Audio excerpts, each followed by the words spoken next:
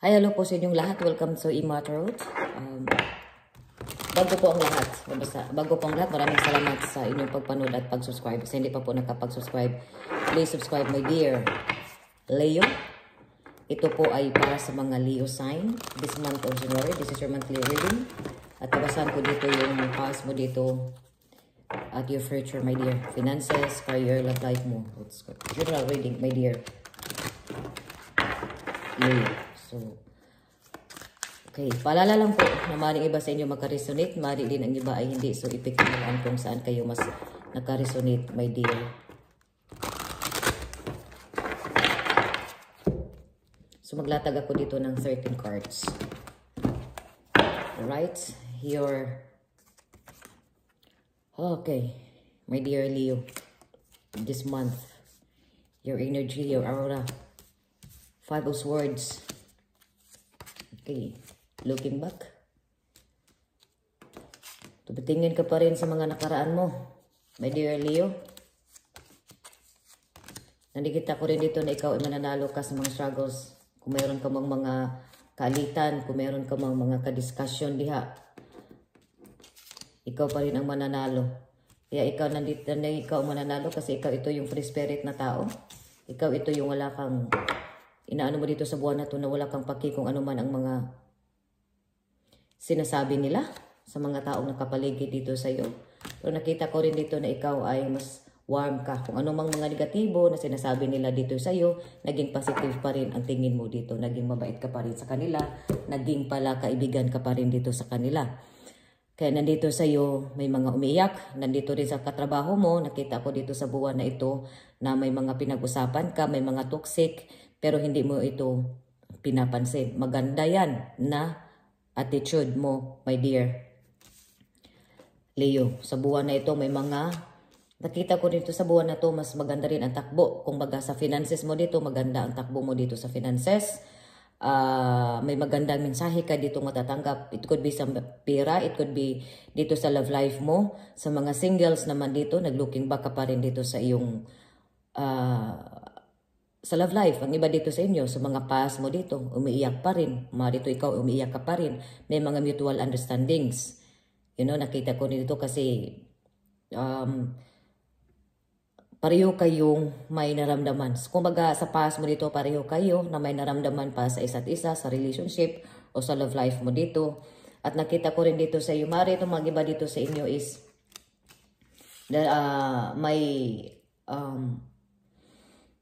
okay na, lumalabas dito ang dalawang riders dito. So, mas more on moving ka dito, growing. Nakita ko dito sa iyo na umaangat ang pamumuhay mo dito. Dito sarili mo, mas free ka, mas adventurous. Kumbaga, this month sa iyo, maraming adventures, maraming travel, kumbaga, gala ka this month. Enjoy mo dito yung sarili mo, love life mo.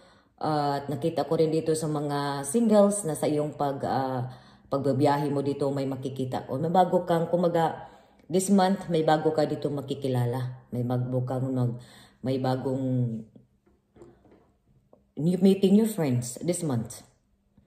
Sa mga Leo, sa career mo dito, it could be dito sa career mo dito is maaaring bagong trabaho mo dito na malayo-layo ito sa pinagtitirhan mo pa, pero may enjoy mo ito. Nakita ko rin dito may mga nalilito, confusion ka rin, nalilito ka rin. More on nalito ka dito sa emotions mo. Ang iba dito sa iyo, mas more on emotions mo dito, nalito ka. Nalito ka kung sa closure, kung baga. Kasi nandito sa iyo pa 5 dito, may mga past ito sa iyo. Kaya nakita ko rin dito sa iyo na naging lito ka kung ano ba talaga ang nararamdaman, kung ano ba talaga past mo dito. Kaya pareho ba kayong, kung nalilito ka sa emotions, more clarification ang iba dito sa inyo. Kung nalilito ka, kung may nararamdaman ba siya dito sa iyo, yes, may nararamdaman man. Kung ano man yung tanong mo dito, kung ano ba talaga ang nararamdaman, sinasabi dito magiging ito ay maari ito, maybe. Pero kasi lumalabas ito na pareho ang naramdaman niyo sa isa't isa. Kumaga kung love mo itong tao na to, Kung magtanong ka kung love ka ba niya, kung may emotion, kung may nararamdaman na siya para sa iyo, sa mga past mo dito, sa mga exes mo, yes, may nararamdaman ito sa iyo. Kung totoo ba ito sa iyo, nakita ko dito, yes, this person. Kaya nakita ko dito umiiyak pa ito nasasaktan pa ito. Nakita ko dito may mga, ang advice mo dito, kaya huwag kang masyadong aggressive, huwag kang masyado ditong obsessed. Kumbaga, nakita ko ditong obsessions. Mari itong ikaw, itong obsessed. Obsessed ka dito kung ano ba talagang, more obsessed ka dito kung ano ba talagang nararamdaman. Mari itong may mga obsessed dito sa mga, obsessed sila dito sa iyo kung anong obsession nakita ko ditong obsessions. Obsessed ka dito sa pangarap mo na makamit mo this month. Obsessed ka about sa luxurious things. Obsessed ka dito na talagang bibilhin mo ito. There's something. Kaya i-control mo. You have to control also dito, my dear. Control kung ano man yung obsessions mo dito. Kung ano yung eagerness mo dito. Still, you have to control. Pero nakita ko dito this month na may mag-advise dito sa iyo. Na pakinggan mo kung ano man yung mga advice mo dito. Kumbaga, be patient this month. More on be patient ka this month. Makukuha mo kung ano man yung makukuha mo. Free ka. Adventurous. Kaya nakita ko dito sa'yo, winning You will win. Ikaw ang mananalo. Hindi ikaw ang natatalo. Kaya nakita ko dito sa advices dito sa'yo, kung ipakita mo yung galit, kung ipakita mo yung obsession mo dito, matatalo ka. Kaya kailangan mo ditong ipigil ang iyong sarili. Pigilan mo ang iyong sarili at ikaw ay mananalo ka. My dear, kung ano man yan, this month, Leo, silent. Maging tahimik ka lang. Nakita ko dito kung ano man yung feeling mo dito na emptiness, alone mo dito, keep it. Kung ano man yung mga binabato nila dito sa iyo, hayaan mo sila. Ikaw pa rin ang mananalo. Kung makipag-ano ka sa kanila, entertain mo yung mga toxic na yan, hindi ka mananalo. Hihilahin ka nila. So being adventurous mo dito, kasi nakita ko ditong ace dito So ikaw talaga itong mananalo dito. May mga swords dito. So kailangan, kung ano man yung mga masakit, kung ano man yung toxic na binabato nila sa iyo, hayaan mo sila. Be free spirit ka. Huwag kang maging aggressive, huwag kang maging mainit sa ulo kasi minsan dito maging mainit ang ulo mo dito. Kaya sa obsession mo maaari itong maging, there is an obsession dito kaya naging mainitin ang ulo mo, kalma ka lang. Kung nanonood ka ngayon, kung ano man yung gusto mo, makukuha mo. You will win. No matter what, kung ano man yung inaano mo dito, kung ano man yung mga struggles, kung ano man yung storm, kung ano man yung pinafight mo dito, makukuha at makukuha mo yan. Kung mayroon ka mang problema dito sa trabaho mo ngayon, directly punta ka doon sa pinakataas at sila na yun ang mag-ano dito sa iyo. Pagsabi, open ka.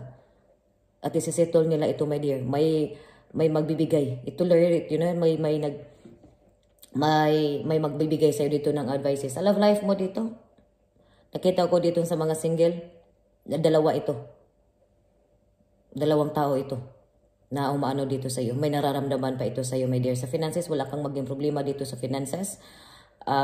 Message on air dito.